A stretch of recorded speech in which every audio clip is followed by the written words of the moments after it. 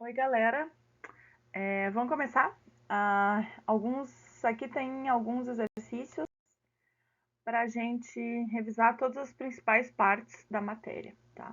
Então, vamos começar dizendo assim: um fio longo transportado por corrente I é dobrado de forma de um grampo composto por dois segmentos retilíneos de comprimento L e um arco semicircular de raio R. Então a gente vê que tem corrente aqui percorrendo nesse sentido, depois de uma parte semicircular de raio R, e depois a gente tem outro pedaço L de corrente contrária. Diz assim: o fio está numa região onde existe campo magnético B uniforme. Aqui não diz quem é o gerador desse campo, mas para isso não interessa. Perpendicular ao plano do fio e orientado para fora da página, conforme a figura ao lado. No caso acima. Então, vamos colocar primeiro o campo magnético, né? Vamos escrever o para fora seria na direção Z, e como está orientado para fora, então a gente vai botar B, Z, chapéu, assim, tá? Calcule o vetor, então, número 1, calcule o vetor força magnética que age em cada fio retilíneo, calcule o vetor força magnética que age sobre a parte circular e depois a soma de tudo.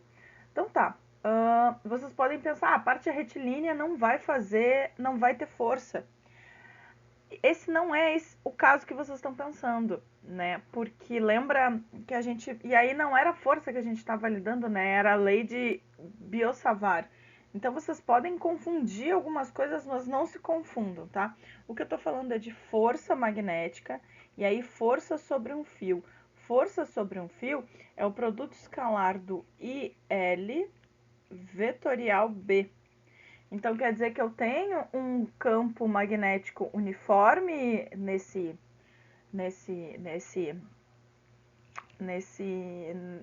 área e nessa região onde esses fios estão inseridos.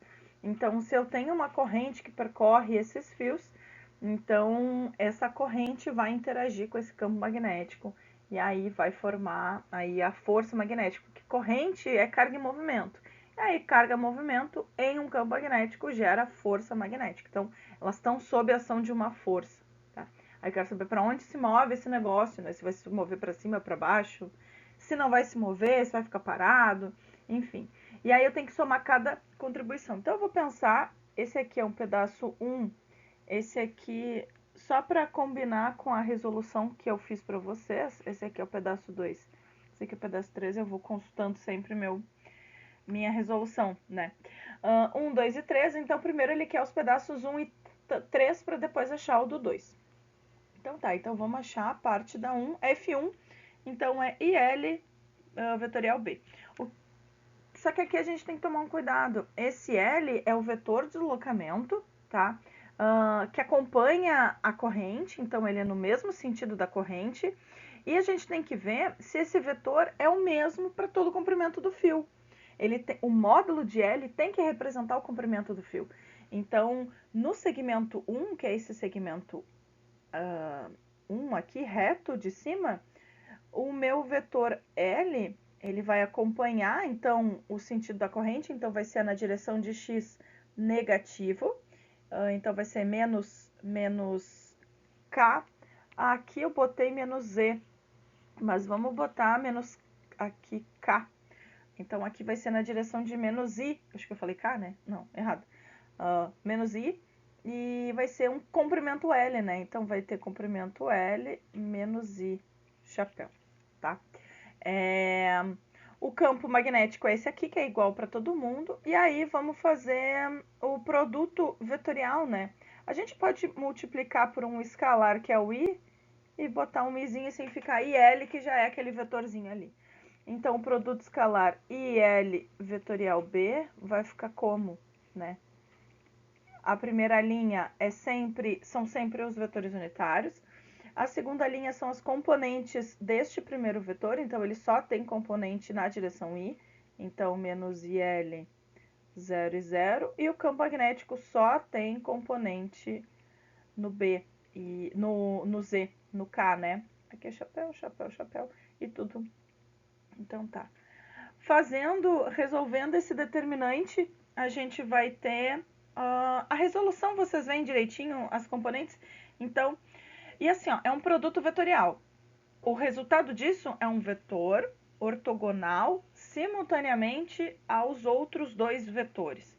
Então, o que é ortogonal a um vetor que está na direção x? Pode ser um vetor em y ou em z, nos dois, ou enfim. Só que tem que ser ortogonal também ao z. E aí é o x e é o y. Então, qual é o vetor comum aos dois? É o y, né? Então, fazendo o produto vetorial, vocês sempre vão... se tem dois, é o terceiro, tá? Então, essa força aqui é L e B, na direção de y, tá? Não estamos colocando a direção de y, J, eu vou me confundir. Então, a F1 ficou o módulo, né, L e B na direção de J, beleza? O terceiro segmento, que é o reto também, ele só vai diferenciar esse vetor aqui, que ele é o vetor que acompanha a corrente, tá certo? É o vetor que acompanha o sentido da corrente. Agora, o sentido da corrente no pedaço de baixo, ele é positivo, ele aponta para o lado positivo, né? Ele está na direção de x positivo. Então, vai ser IL, e esse vetor IL na direção de mais I, tá? Vai ser só na direção de mais I. Então, o nosso produto vetorial, mesma coisa, ó, I, J e K. O primeiro vai ser bem parecido, só que agora vai ser positivo, IL 0, 0, 0, 0 e B. Pronto. O produto escalar o produto vetorial entre esses aqui também vai dar uma coisa só em Y, só que agora vai ser com sinal invertido. L e B na direção de Y, que é na direção do J, chapéu. Então, a minha força 2, não, força 3 é menos L e B na direção de J, tá? Beleza, esse aí foram os segmentos retilíneos. Agora vamos calcular o segmento curvo, tá certo? O segmento curvo, o vetor L, ele é variável, né? Porque, mas ele tem uma característica, ele é sempre tangente à trajetória, tá? Então, nesse ponto ele vai apontar para cá, nesse ponto ele vai apontar para cá, neste ponto ele vai apontar para cá. Então, ele vai estar sempre tangente à trajetória no sentido da corrente, né? Um vetor, e aí eu não sei se a gente já falou sobre isso, um vetor unitário que seja assim circular, a gente pode escrever... e outra coisa, cada contribuiçãozinha de cada pedacinho desse fio vai me dar uma contribuição para força. Então, como o vetor L não é constante, eu não posso fazer só o produto vetorial. Eu tenho que fazer uma integração, tá? Então, vai ser I integral de DL vetorial B. A ordem, ó, não mudou. L vetorial B. Não é porque o DL é um diferencial que ele vai pro final, né? Porque a gente sempre põe o diferencial do integrando no final, né? Mas nesse caso aqui, a gente está falando de força. E força magnética, ela é o resultado de um produto vetorial e, portanto, a ordem importa. Então, eu não posso simplesmente trocar. Então, este integrando continua sendo um produto vetorial, porém, para resolver, a gente não resolve. Como é que resolve, né? Faz o determinante disso aqui. Enfim, a gente pode resolver de várias formas, tá? A gente pode resolver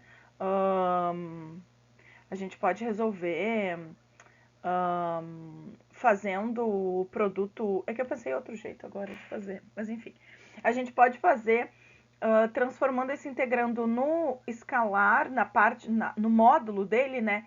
Lembra, o módulo de um produto vetorial é o módulo do primeiro vezes o módulo do segundo vezes o seno do ângulo entre eles, né? E o seno que muda, né? E o seno que vai mudar entre os dois. Então, podemos resolver desse jeito, tá?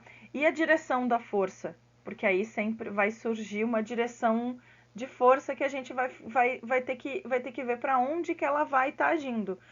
A gente pode fazer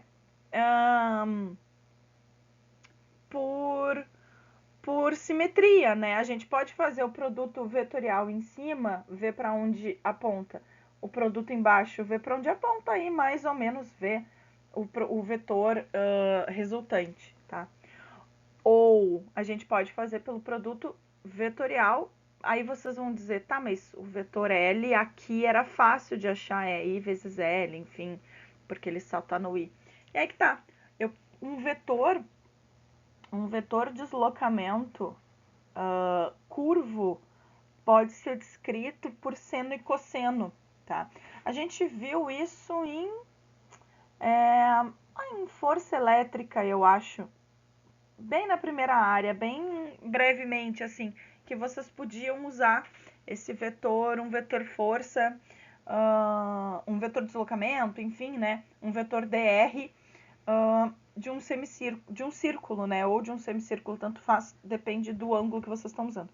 Então, dá para fazer pelos dois jeitos. Na resolução, eu fiz usando esse vetor, porque eu achei um jeito diferente de fazer, não é o jeito que a gente faz normalmente, então eu fiz desse jeito. Mas aqui nos slides eu posso fazer de outro jeito, que de repente fica mais fácil, tá? Então, o vetor dl vai ser no sentido anti-horário, que é o sentido positivo, vai ser menos r cosseno de θ, menos r seno de θ e zero, né? Porque ele tá no plano xy, tá? Então, essa é uma forma de fazer. Ou pelo módulo do produto vetorial entre essas duas coisas. Vai ser módulo de dl, módulo de b vezes o seno do ângulo entre eles, tá? E aí o ângulo entre eles vai mudar, né? Entre o dl e o b. Vai mudar com o nosso θ. Deixa eu ver se eu posso fazer assim. Entre o dl e o b. Não, dl e o b vai ter sempre 90 graus. E aí o nosso dl, de qualquer forma... Ah, tá. Não, olha só. Esse ângulo aqui é o ângulo entre o dl e o b. O b é sempre em z. O dl está sempre no plano xy. Então, este ângulo, esse seno do ângulo, o ângulo é sempre 90, tá? O ângulo é sempre 90. Então, isso aqui vai ficar 1, né? Vai ficar LB mesmo. E o dl é o comprimento do arco, né? É r d θ. R d θ não, R d φ, né? A gente está usando o φ para usar ângulos diferentes, né? R d φ. Aqui tem um R. Mas não é toda a componente, né, do fio que vai contribuir, porque se a gente fizer pela regra da mão direita, tá? DL vetorial B, se tu fizer pela regra da mão direita, DL vetorial B que aponta para cima, vai dar um vetor que aponta assim, que aponta para lá, que aponta para cá. E aí, se tu fizer DL vetorial B, vai estar um vetor para baixo. E aí é por questão de simetria, eu acho horrível ver. E aí por isso que matematicamente sai naturalmente que a componente é em x. Aqui eu teria que fazer a regra da mão direita e ver isso que eu acho meio ruim. E aí a gente decompõe componente x e componente y e vê que a componente y se cancela, eu fico só com uma componente x e pro lado negativo ainda de x. E aí eu tenho a parte do... E aí o ângulo entre eles aqui vai ser o cosseno. Deixa eu ver. Não. vai ser o seno, porque é este ângulo aqui entre eles. E aí vou pegar componente seno de φ.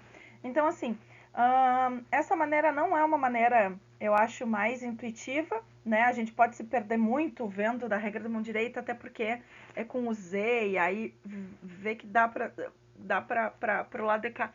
Fica um pouco ruim, né, da gente ver. Não que a gente não possa, tá? E aí tem que ver que a componente, a força, o 3, vai ser a componente... O que essa componente é? A de frente é a paralela. Não perpendicular, vai ser a paralela. Vai ser a força paralela que tá na frente. Enfim, e aí esse integrando ficaria assim, ó. E a integral, né, do R seno de φ, de φ, faltou o B.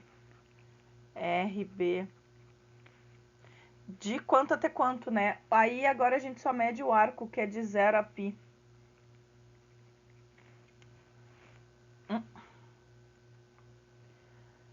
Isso. E aí fica assim, dá o mesmo resultado, mas aí o caráter vetorial sai, né? Vai sair na parte X e vocês vão ver que vai ser negativo.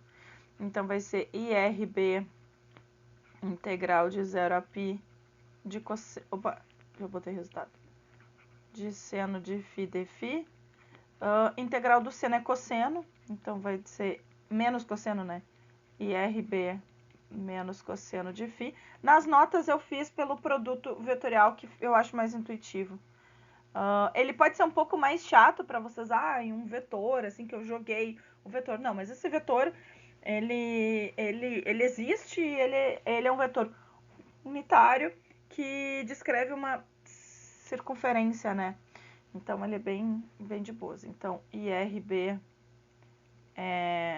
aí vai ter um menos na frente, aí vai ficar cosseno de π menos cosseno de 0. Então, esse aqui é menos 1, esse aqui é 1, isso daqui dá menos 2, e vai dar 2. E é menos. O que eu me passei no menos?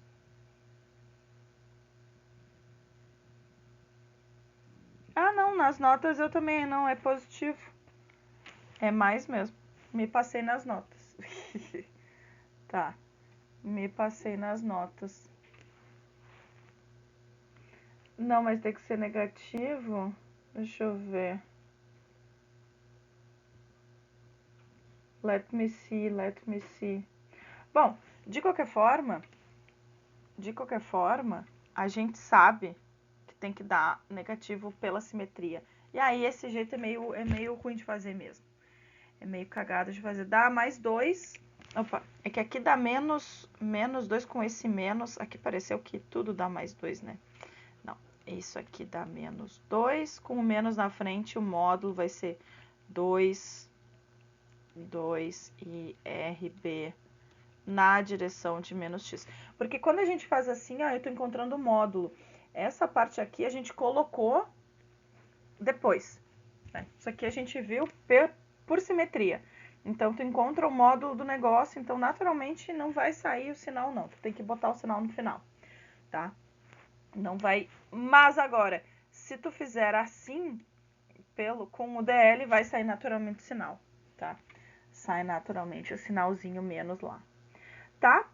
E aí a soma, né? E aí não deu espaço.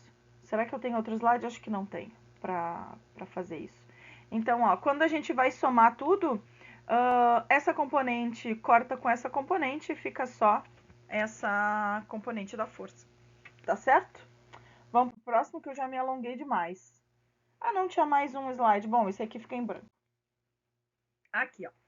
4 fios longos são dispostos ortogonalmente ao plano da página, como mostra a figura abaixo, sendo cada um deles percorrido no sentido indicado por uma corrente I. Determine o vetor B resultante no centro do quadrado. Tá. Então eu tenho 4 fios muito longos e a corrente, ora, entra, então gira, gera um campo circular em torno, ou no sentido horário ou no sentido anti-horário, dependendo do sentido da corrente, né? Se ele está entrando, vai ser uma corrente no sentido horário, e se ele está saindo, vai ser uma corrente no sentido anti-horário. Então, neste P aqui, como ele está a uma distância radial do fio, né? Então, eu vou ter, por conta deste, eu acho que eu botei números, né?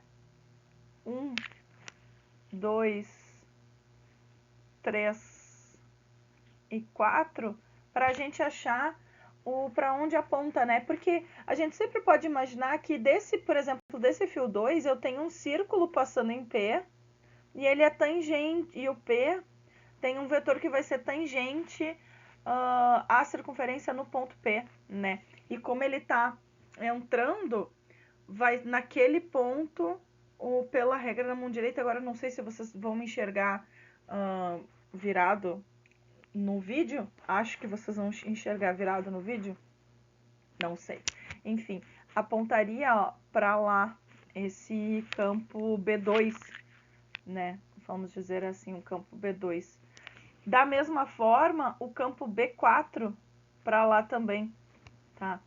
E aí é tudo porque um é entrando aqui e o B4, embora ele esteja saindo, mas eu tô vindo de baixo, né? Então, de baixo, ó, desse B4 vai fazer um círculo assim, nesse sentido. Então, é pra lá, tá? Pra lá. É, realmente. Eu tô espelhada. Esse negócio aqui deixa a gente espelhado. Mas, enfim, vocês entenderam o que eu tô dizendo. Então, gera um campo circular em torno do fio neste sentido. Então, vai ser um ponto para um campo para lá. Da mesma forma, esse B1 aqui, por exemplo, ó, vai produzir um campo circular também, só que pela regra da mão direita o fio está saindo, então ó, a corrente está saindo, então o campo que circula no sentido anti-horário, ele circula assim. Então, neste ponto vai apontar, ó, para lá, tá? Esse aqui vai ser o B1 e no mesmo sentido vou ter o B3, tá certo? Então, e isso a gente precisa fazer porque eles são todos campos circulares e spoiler de prova, vocês sempre podem fazer isso, tá? O campo para um fio muito longo é M0I sobre 2πr, tá? Qual que é o R, né? R é sempre a distância radial do fio até o ponto de observação. E que nesse caso é igual para todo mundo, ó. Porque eles estão... Vou pegar um que eu não tenha escrito nada. Eu consigo apagar assim. Que vai ser essa distância aqui, que é sempre a metade da diagonal do quadrado, né? A diagonal de um quadrado de lado L, né, a diagonal é L raiz de 2. Aí, se eu quero só a metade, eu só dividir por 2, né? Então, o raio, a distância, né, de todos os fios vai ser A raiz de 2 sobre 2. Aí, vou botar aqui embaixo, tá? Só que eles estão nessas direções. Se a corrente é a mesma para todo mundo e a distância é igual para todo mundo, quer dizer que essas intensidades do campo, 1, 2, 3 e 4, são todas iguais. Só vai mudar a direção e o sentido, né? Então, eles são de módulos iguais, e aí eu posso fazer uma decomposição de vetores. Eu vou ter componente horizontal, componente vertical. Componente horizontal e componente vertical. Como os módulos são iguais, as componentes horizontais vão se cancelar, eu só vou ficar com a componente vertical. E como isso aqui é um quadrado, o ângulo entre essa diagonal e esse aqui é 45, né? 45 graus, certo? Então, se a gente for pegar seno e cosseno, tanto faz, porque o ângulo é igual, tá? Então, pegando o ângulo de cima, vai ser o cosseno. Então, o B resultante vai ser 4 vezes o campo B vezes o cosseno de 45, certo? A gente vai ter 4 vezes. Então, vai ser 4 vezes o campo do fio, que é μ0i sobre 2πr, que é a raiz de 2 sobre 2, vezes o cosseno de 45, que é a raiz de 2 sobre 2.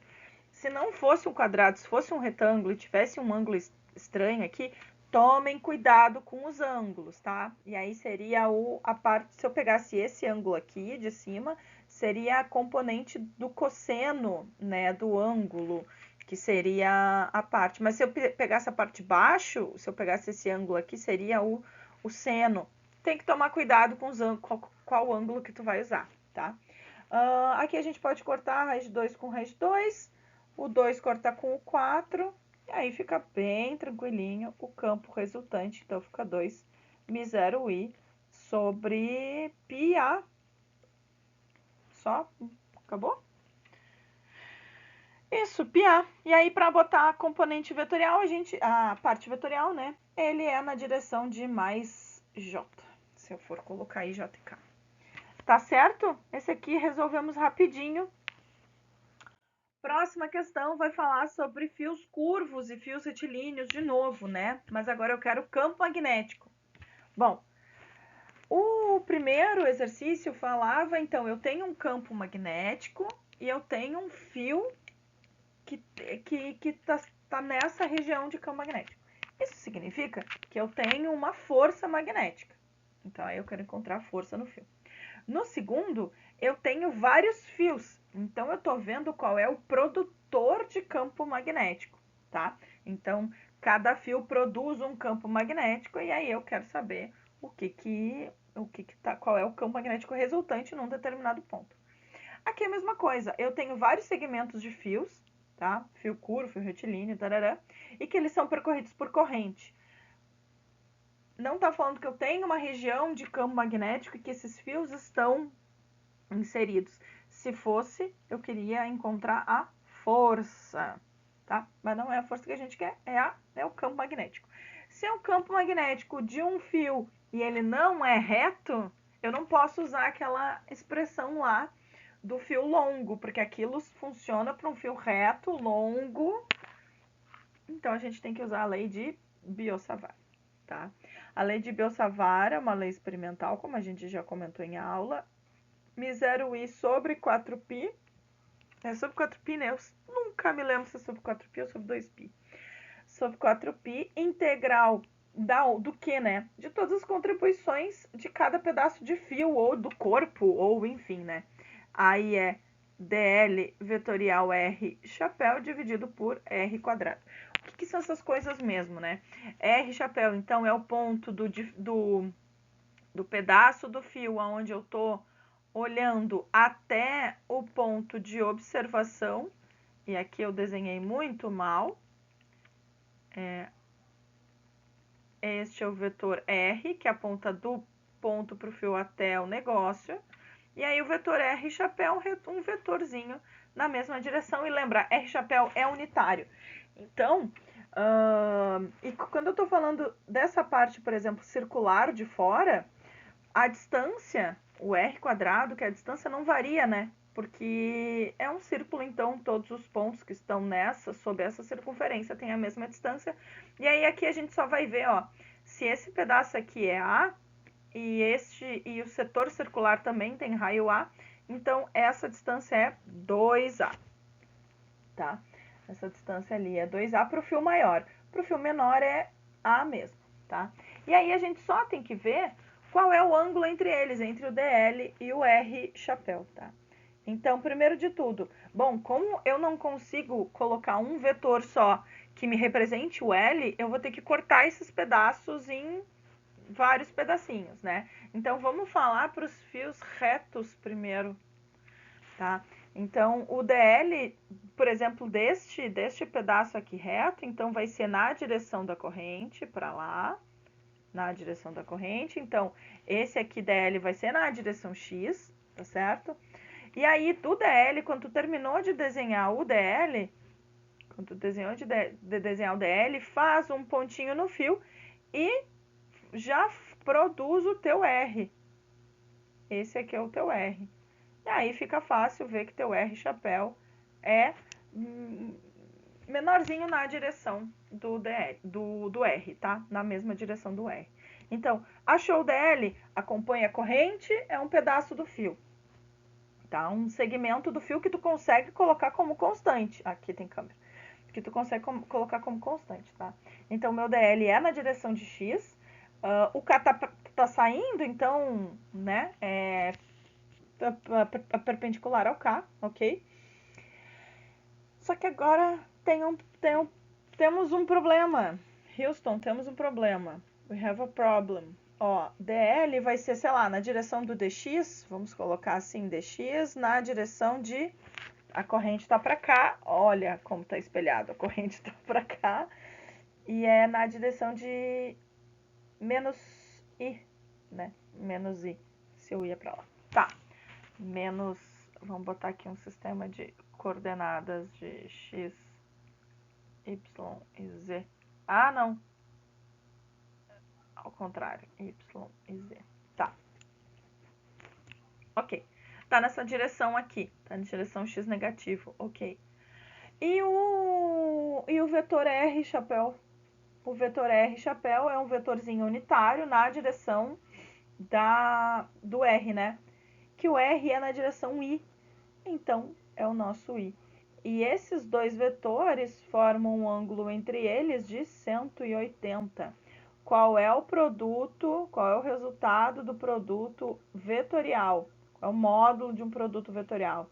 DL, módulo de R chapéu, módulo de EDL vezes o seno do ângulo entre eles. Seno de 180 é 0.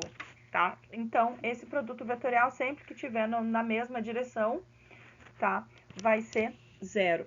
Isso vai acontecer também nesse pedaço de fio, tanto o reto da esquerda quanto o reto da direita, tá? Então, eu não tenho contribuição para campo magnético desses pedaços de fios.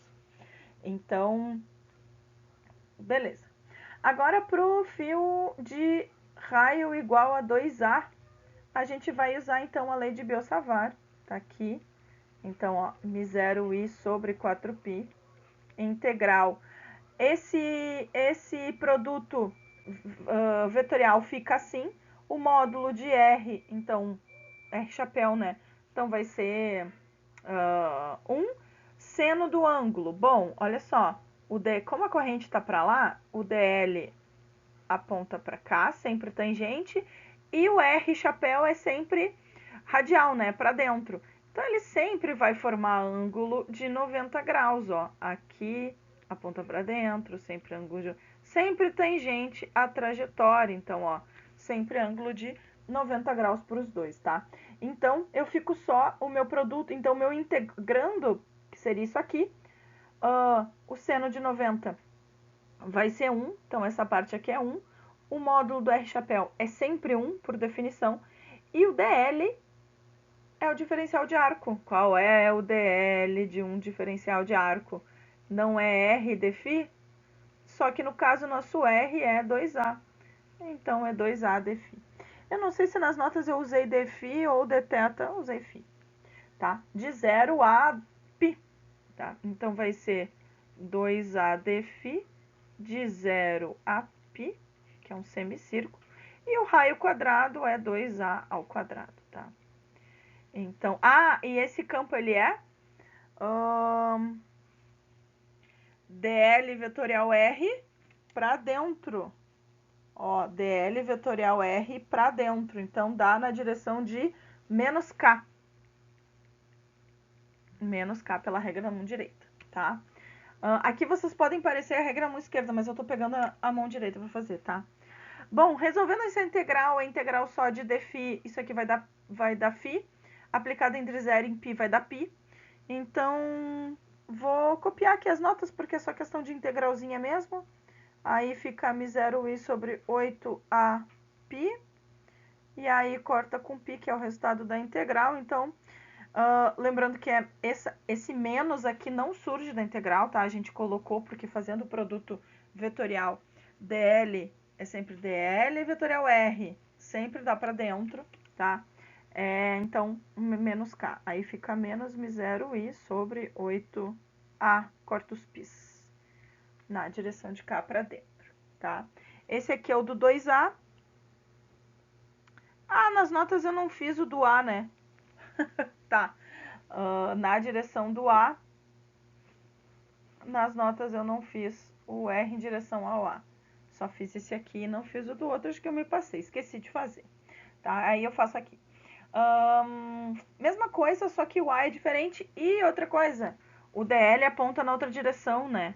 Aqui, ó, o DL é pra cá, o R é pra cá. De qualquer forma, o ângulo entre eles é 90, então esse integrando aqui fica bem parecido. Só que só vamos ver qual é o sentido, né? DL vetorial R agora dá pra fora, então vai mudar essa componente, não vai ser para dentro da página, vai ser para fora da página, tá? Mas o integrando continua sendo o mesmo, né? R de φ, isso aqui agora vai ser A de φ. O φ vai variar também de 0 a π e só isso. Vou continuar com vermelho, tá? Então, o nosso B vai ser μ0i sobre 4π integral de 0 a π, em vez de 2A vai ser A vezes dφ sobre A quadrado, corta um A com um A, então vai ser μ0i sobre 4π, integral de dφ de 0 a π, isso aqui dá só, dá φ, né, aplicado de 0 a π, já vou colocar que dá π. Então, μ0i π sobre 4π, corta, πA, tem um A aqui que sobrou. Então, vai ser μ0i sobre 4A também, só que agora na direção positiva de cá. Então, ficou, ó, um positivo e um negativo, tudo na mesma direção, né? Então, a gente tem um campo resultante. B resultante, então fica menos μ0i sobre 8A, mais μ0i sobre 4A, na direção de cá. Posso somar esses vetores, então 8A fica menos μ0i, fica mais 2 μ0i, dividido, né? Dividido pelo de baixo, multiplicado pelo de cima, então 8A dividido por 4A dá 2.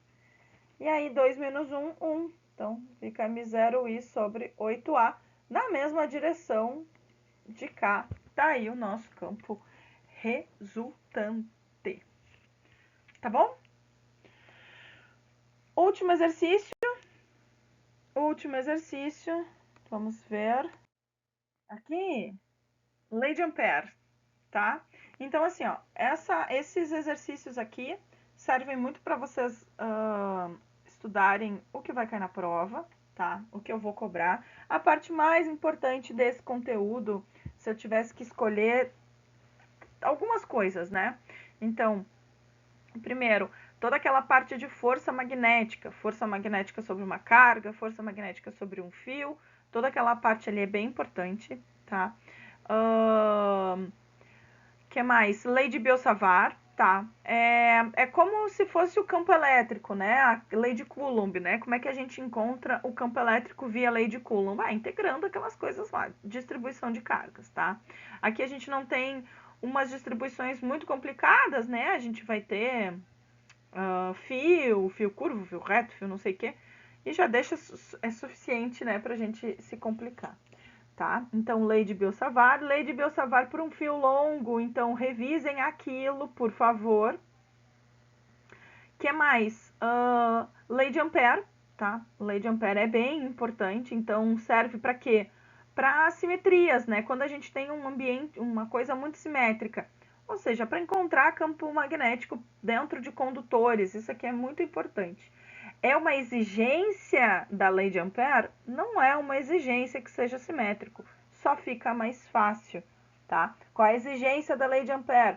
Exigência que a corrente seja estacionária, que ela não varie com o tempo, não pode variar, a corrente tem que ser sempre constantinha, tá? Então ela tem que ser estacionária. Então tá, gente, aí diz assim, ó, lei de Ampère, a figura abaixo representa uma seção transversal. Qual é a lei de Ampère? Vou enunciar aqui a lei de Ampère. Então, ó, Numa curva fechada, então a integral de B dl tem que ser igual a μ0 i envolvido, ou seja, ele é proporcional a toda a corrente que está envolvida dentro dele.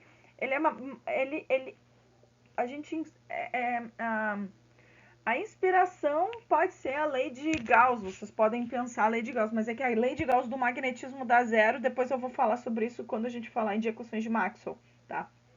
Mas é como se eu fechasse, e aqui eu estou fechando um caminho, do caminho fechado, então ele é sempre proporcional à corrente que está dentro desse caminho fechado. Eu posso mudar esse caminho do jeito que eu quiser. E aí o campo magnético vai ser proporcional ao quanto de carga tiver ali, tá? Aí diz assim, ó, a figura abaixo representa a seção transversal de uma casca cilíndrica muito longa, com raio interno A e raio externo B. No interior desta casca cilíndrica existe uma corrente axial I. A derivada da corrente elétrica I com respeito ao raio é dada pela função. Aí vocês dizem, mas a corrente não varia. A corrente varia em relação ao raio. Tem nada a ver com não variar com relação ao tempo. Então, daqui a gente pode descobrir qual é a corrente total. E é isso. Na letra A. Não, na letra A não pergunta isso. Letra A pergunta: calcule a intensidade do campo magnético em função do raio, quando o raio está entre o 0 e o A. Aí pergunto para vocês: onde tem corrente entre 0 e A? A corrente, ó, tá no cabo coaxial, tá? É uma corrente coaxial, então eu só tenho corrente nessa área azul aqui. Dentro, eu não tenho corrente elétrica. Então, isso significa que entre 0 e A, o I envolvido é zero. Então, por mais que eu faça um caminho fechado, pegue um caminho R qualquer aqui dentro, tá? De 0 até A. Pegue um caminho R aqui qualquer. Não vai ter corrente. Então, eu posso pegar, por exemplo, esse caminho fechado, que é uma circunferência, B igual a B vezes o caminho fechado, né, que é 2πr. Não precisa nem fazer uma integral, isso aqui é só para a gente deixar matematicamente mais certinho, mas como a gente como tem uma situação altamente simétrica, vai ficar o campo vezes o percurso, né? O campo ele é circular, ele é circular num fio. E aí o DL, então, o DL diferencial de caminho, então, vai ser também tangente à trajetória. Então, esse produto escalar aqui, lembra que o produto escalar tem a ver com o cosseno do ângulo entre eles. Aqui vai ser sempre zero, né? Então, esse integrando aqui fica sempre BDL nas situações em que a gente está considerando. Podemos considerar situações estranhíssimas sem simetria? Pode, só vai ficar bem mais difícil de fazer. E aí a lei de Ampère perde o sentido, né? Ela é legal quando tem simetria mesmo, que nem a lei de Gauss, tá? Se a superfície, tu pode escolher uma outra superfície para englobar tua carga, mas o campo, a direção do campo não vai ser paralela à direção da área, então vai ficar meio estranho de fazer.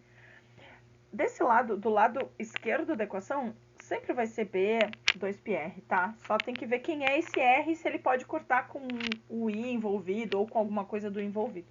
Nesse caso aqui, o envolvido é zero. Então, assim, ó, 2πr, aliás, 2πr é diferente de zero, porque R é diferente de zero, 2p é diferente de zero. Então, isso a gente tem que B é igual a zero neste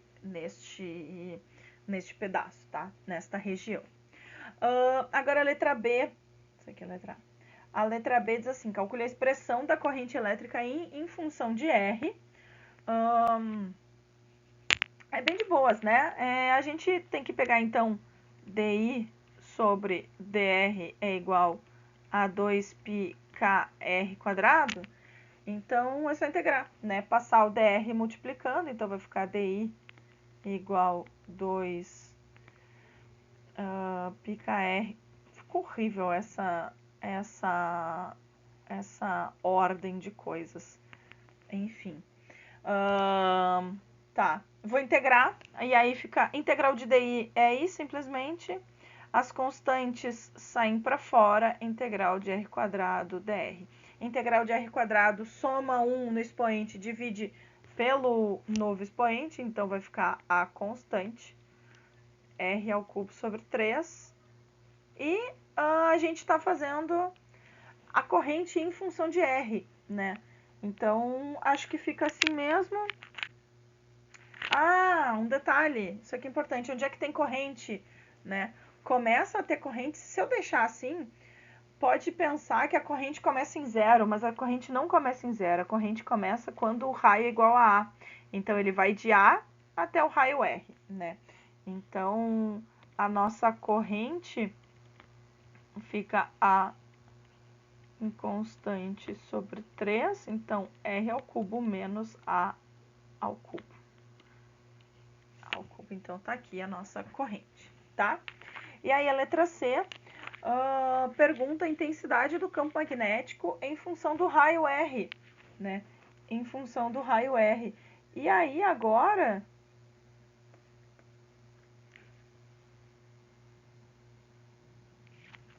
em função do raio R, aí vocês podem, vocês podem pensar, então agora o meu R vai ser substituído por B, né?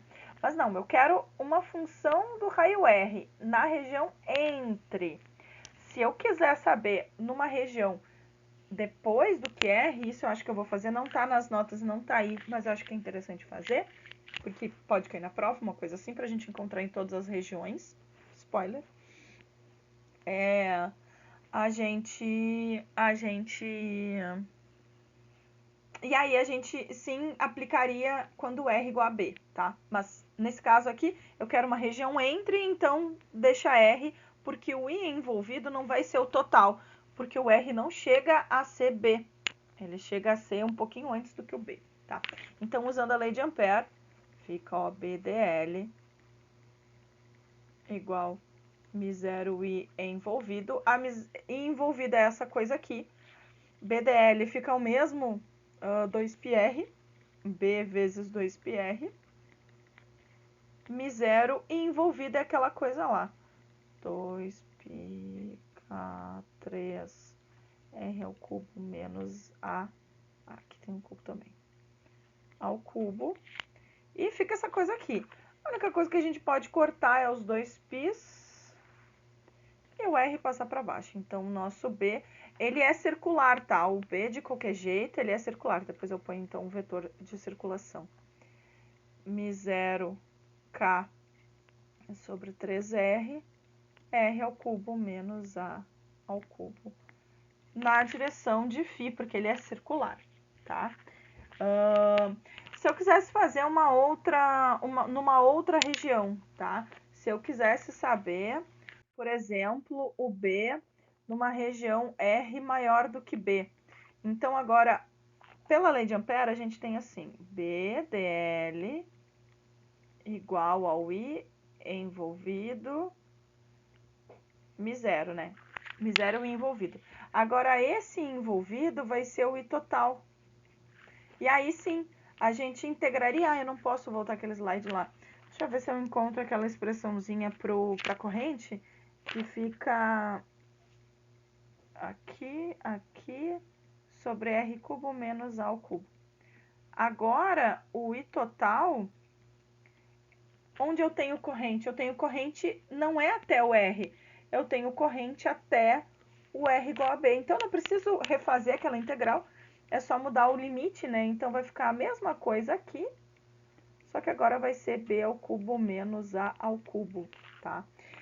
E aí, o lado esquerdo fica do mesmo jeito, porque é um caminho fechado. Então, por mais que no setor circular eu tenha corrente, a minha distância tá para fora, ó. E aí, o meu caminho vai ser esse daqui.